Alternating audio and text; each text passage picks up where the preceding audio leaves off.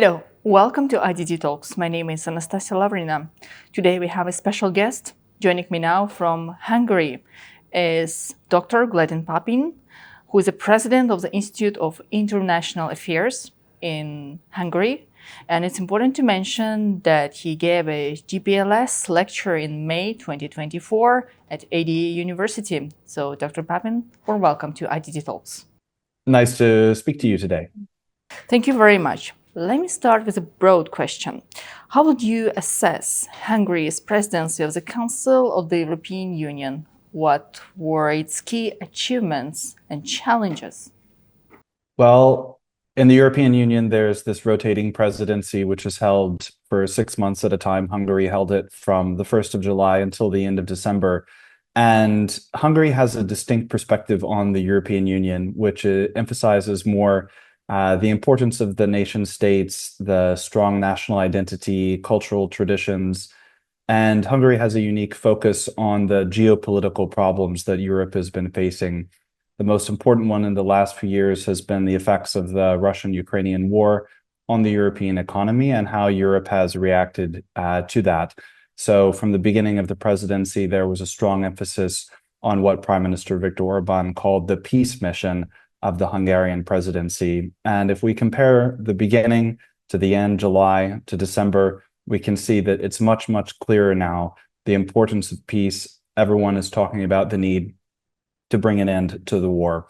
So everyone knows that it's coming. President Trump, who will be in office in 10 or 11 days, has indicated his intentions to bring the war to an end as quickly as possible. And I think we can say that the Hungarian presidency provided a kind of international diplomatic framework for that, even though it was undertaken in a kind of unofficial capacity. In the presidency, you have to manage all sorts of internal matters that are part of the European Union's everyday life. The chief accomplishment of that, I think, for Hungary was the signing of a competitiveness pact at the meeting of the European political community just a couple of days after the American presidential election in early November. This was the biggest diplomatic summit in Budapest's history. All of the European leaders, or the leaders of the European political community, were here, and they managed to pull off an EU-wide agreement about the importance of restoring competitiveness to the European economy. I'll point out just a couple of more small things, and then we can continue. The integration of the Western Balkans region is extremely important to Hungary, would be really beneficial for the European Union as well on all sorts of different levels. A number of important steps were taken in that direction. Finally, the Schengen zone expanded with the joining of Romania and Bulgaria. This is a part of the world, as I'm sure you're familiar with, where there is a lot of history and a lot of wounds from past conflicts, and to see some of these borders become more easily passable is a huge benefit for Europe as a whole, because it'll improve commerce, transportation, economy, and of course, cultural understanding and peace. So these, I think, were the principal accomplishments of the presidency. It was very distinctive, and it'll have a lot of good fruits going forward. Right, but I guess we have to talk about challenges as well. We do remember about the challenges faced by the government of Hungary in partnership with other EU members when it came to the discussion of the response to Russia-Ukraine war or the political crisis in Georgia. Therefore, how would you respond to the criticism of Hungary's by other EU member states during Hungary's presidency? Well, the European Union has really lost its way. It's beginning even to lose its voice in world affairs. Since the beginning of the Russian-Ukrainian war, the European Union hasn't really spoken up, at least from a Hungarian perspective, hasn't really truly spoken up for European interests. There's no way that the continent which we all share, which is really a Eurasian continent stretching from west to east, there's no way that that continent, that large landmass, can be economically competitive, vibrant when it's racked by a war.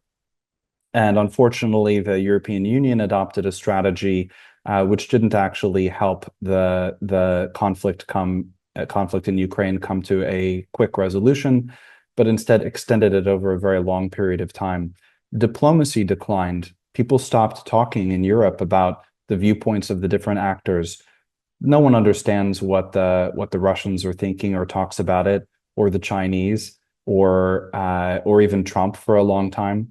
So how can you make an intelligent strategic decision or have a discussion without understanding the viewpoints of all the actors? Instead, the many of the Brussels bureaucrats and leaders of the European Union became kind of drunk on this liberal internationalist framework. As you pointed out, you saw that as well in the reaction to the Georgian elections, where the liberal Western powers appear to have wanted another color revolution. They wanted to try to delegitimize the pretty clear and resounding results of the election.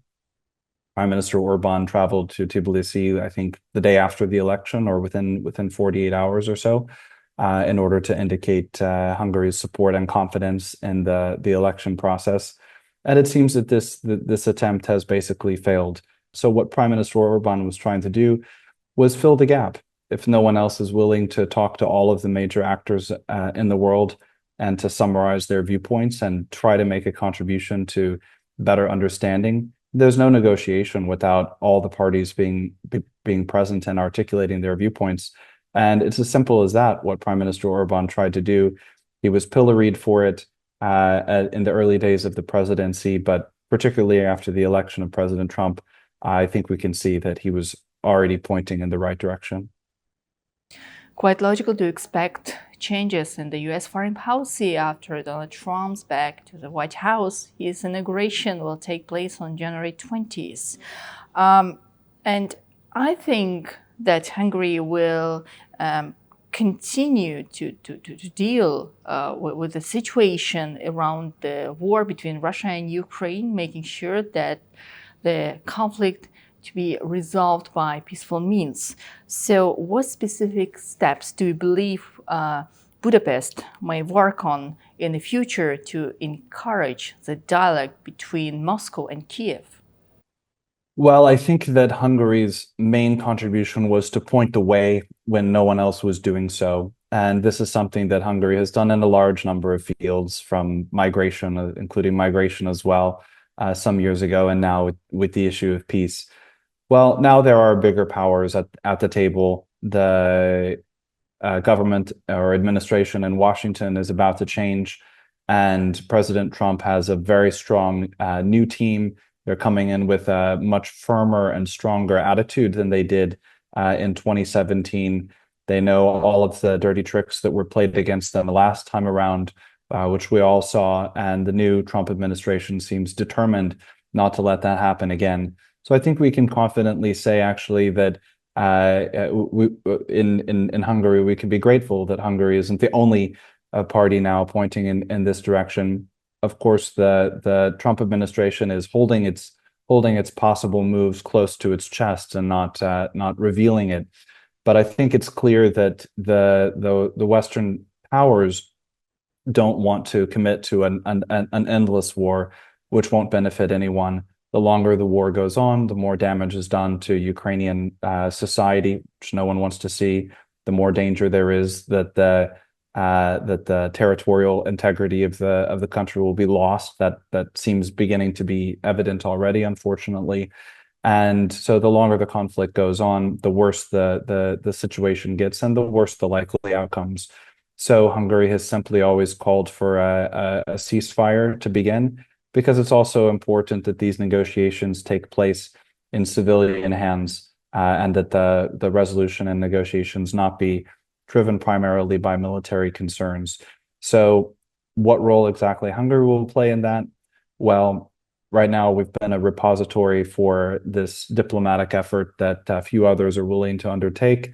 But I think for myself, I couldn't be happier that there is an administration coming in Washington which understands the stakes, and of course speaks not only with diplomatic candor, but also carries the force behind it with which to have a credible negotiation. And I think the world lost a lot in the last 4 years with a Biden administration whose voice really ceased to be credible on the international stage. So I think we'll see a better playing field. Hungary, I know, will facilitate in a lot of ways, but there's a new big player in the room who will have the most to say, I think. Dr. Pappin, Minister of Foreign Affairs and Trade, Minister Sierto recently threatened to block Ukraine's EU accession over its draft law banning the transit of Russian oil and gas. Can you explain Hungary's rationale behind this position? Well, in my interpretation, I think the most of the headlines which called it a threat might be slightly over interpreting what Minister Siarto pointed out is that expansion of membership in the EU involves the consent and agreement of every EU member state, and therefore, when the European Union expands, we would expect the applicant states to treat each of the member states with the highest respect and to act in the way that they would once they join. You know, when you're making an application, something you want to show that you're about to be a good and willing partner and following all the rules and norms. And so, what Minister Siarto was pointing out, in my understanding, was that to cut off natural gas supplies to European Union member states, all of which have been participating in one way or another in support of the Ukrainian effort, Hungary particularly through many humanitarian efforts, refugee acceptance, through diplomatic negotiation as well. To treat those member states in this way is something that is out of step with or doesn't really fit with the concept of being in the same political and economic union. So I think that it's pretty clear that this kind of behavior, according to the Hungarian understanding, is outside of the expectations. So that will have to be resolved in order for the process to go forward. Thankfully, Hungary has a wide diversity of energy supplies. Actually, its relationship with Azerbaijan has become important in this respect. And so I think that over time, I'm sure that we'll see a resolution of the challenge. But for the moment, indeed, as you pointed out, Minister Siarto reacted strongly because this kind of decision doesn't really fit with the expectations of sharing a political and economic union. Well, there are still disagreements among the EU member states when it comes to the issues related to migration, to the situation over the Russia and Ukraine war, when it comes to the energy policy, security issues, NATO future policy, and etc. Even during the COP29, the conference which was held in Baku last November, there were some disagreements between the member states of the EU and their attitude to this very important event held in Azerbaijan. And we also know about the active participation of the Hungarian delegation. The Prime Minister Orban personally attended this important event. So how did Hungary's presidency in the Council of the European Union influence the EU agenda at all? Well, although I didn't have a chance to attend COP29 myself, I saw the results, which seemed to be very impressive. And I think there's a lot of closeness also with the Hungarian approach to energy and climate change. We all want to live in a citizen-friendly, family-friendly, neighborhood-friendly, clean, and productive world. But in Europe, there has become a drive that goes a little bit too far. And we've seen the results of this in some countries, which are now struggling to access cheap energy. It's damaging families, damaging the industrial structure, and damaging ultimately the geopolitical and geoeconomic strength of the European Union. So Hungary's voice is oriented toward prudence in this respect. There are a number of goals that European Union countries are pursuing: economic, strong families, strong geopolitical position, also the green transition, also clean energy. But that's not a singular thing that excludes or should push out everything else. So Hungary always expresses a strong voice in pursuit of the green transition. Indeed, the proposed pipeline under the Black Sea would be for delivering green energy from Azerbaijan to the European Union through Hungary. And so this is clearly something where we all share the same orientation. But in the meantime, let's not damage the consumers. Hungary actually has one of a very strong presence of green energy. There's a huge solar program. You see it on top of all the houses here. It saves a huge amount of other forms of energy. And so all of this is good. It's about prudence and orienting this in a balanced way. Well, in my opinion, this voice of balance and reason is always what Hungary tries to bring to every situation, to every conflict. Unfortunately, sometimes other powers are trying to snuff that out and to drive a particular ideological agenda. So you see that particularly in the clean energy space from time to time. But I think there are clearly new forms of this drive and direction, and COP29 was an impressive achievement in that respect. And so I think Hungary will continue to participate in offering this balanced perspective. Well, now it's Poland, the country which takes over the EU Council presidency under the motto Security Europe. What to expect? What does Hungary expect from Poland's presidency? It's an interesting time, and I think to say one more thing about the Hungarian presidency, I think the Hungarian viewpoint on matters like security is distinctive because Hungary has been the country pushing most strongly for a peaceful interpretation of this concept.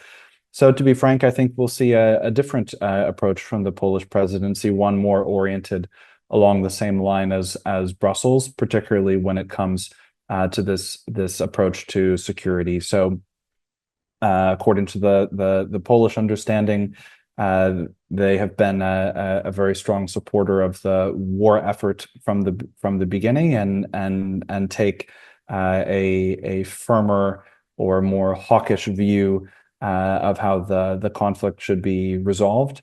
And this has been there is some good and bad aspects to this. I think the unfortunate aspect over the last couple of years has been to push and push in the war strategy that I think hasn't succeeded. On the positive side, Poland is a extremely strong contributor to NATO and has engaged in a lot of military modernization and has a strong self-defense mindset. So it's a different country with a different geopolitical framework. They have a different historical perspective on these matters. But I think at the European Union level, it's important that the EU not be driven to further extremes in prolonging the war from a viewpoint about security, which emphasizes the continuation of this war-oriented approach to the conflict. So we'll see exactly what comes out of that. Actually, Poland shares a lot of concerns with Hungary about migration. That promises to be one element of the Polish presidency's agenda as well. But when it comes to questions like sanctions and the access to energy sources on a neutral and physical basis, rather than on a political basis, I think we would probably see a divergence of opinion. It should be said that these presidencies also include a lot of everyday work, and there are a lot of people in every country, in every presidency, who are not taking a sharply political approach, but are just making sure that the European Union continues to work. There have been some diplomatic scuffles between Hungary and Poland at the beginning of the Polish presidency, which unfortunately the Polish presidency didn't invite the Hungarian representatives to participate due to some diplomatic differences. Of course, hopefully all of that will be resolved, and in the meantime, with the new American administration, I think that will change the perspective and understanding of security in throughout the European Union. And my last question. Now everybody is waiting for Trump to be back to the White House, how it will change the US foreign policy. Therefore, how will you assess Hungary's relationship with the United States, especially under the Trump's administration? Your expectations and prognosis, please. Well, let's start with the Biden administration. And it must be said that the Biden administration's conduct toward Hungary was truly disgraceful. Even in the last few days, the Biden administration decided to list a Hungarian minister on one of their sanctions lists.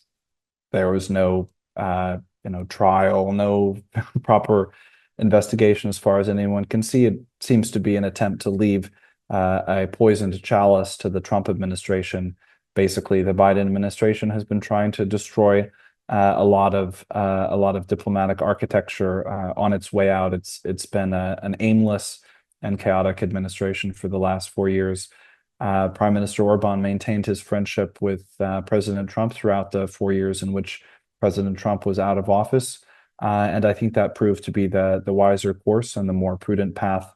And so when the Trump administration begins in about 10 days' time or a little bit less, I think we'll see the beginning of a new day in relationship between Hungary and the United States. And of course, that is something that's important not just for a country of Hungary's size, but it's important for all the topics that we've been discussing now. And I think everything that Hungary is interested in, passionate about, and informed about on the geopolitical stage will play into that relationship. And of course, Hungary's special interest in and connection with Central Asia and the Middle Corridor countries, and its awareness of what happens in those regions, I'm sure will be important and inform the relationships on a larger basis as well. So I think everyone who's a good friend of Hungary can take comfort in the closeness which we expect between the Hungarian government and the incoming Trump administration. I'm personally excited about it, having been born and raised in the United States. And I think that it promises to be a very good 4 years. And I think we'll see the return of United States. Certainly, it will be more sort of about its own interests, but if we believe that national interest is the true driver in international affairs, well, what can we expect other than that? It will be better for world negotiations too, to bring clarity to international affairs rather than driving things according to a liberal internationalist agenda. So the Western world order is changing. I know that that's very well felt in your country as well. And I think that the incoming Trump administration is aware that the new world is multipolar. It's going to have to be a different type of global competition, and we'll see what results. Well, Dr. Pappin, thank you. Thank you so much for joining at the talks today. Thank you so much.